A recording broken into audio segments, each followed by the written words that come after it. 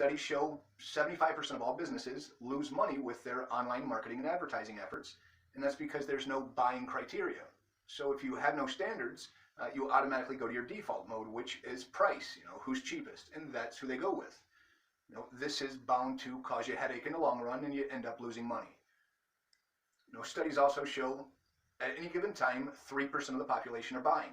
So it doesn't matter what industry you're in, 3% of people are purchasing now.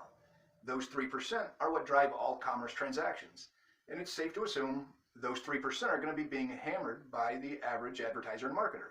So the question then is, how can we appeal to a much broader audience? How can we appeal to even the people at the bottom of the pyramid who don't think they're interested in your product or service at all? This is where providing education comes into play.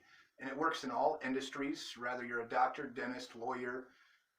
For instance, we were working with a healthcare company that sold healthcare equipment. And they did basic marketing strategies, such as running ads that said 40% off, we're having a sale, buy now, just basic stuff. We found a study from the American Medical Association stating you can reduce your risk of cancer, heart disease, and diabetes by 50%. All you've got to do is walk 2 miles a day. Now, that kind of data has a wow factor that gets people's attention. That's something everyone on the pyramid wants to know.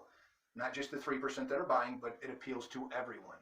So just by providing this information into the marketing efforts overnight, their sales leads tripled.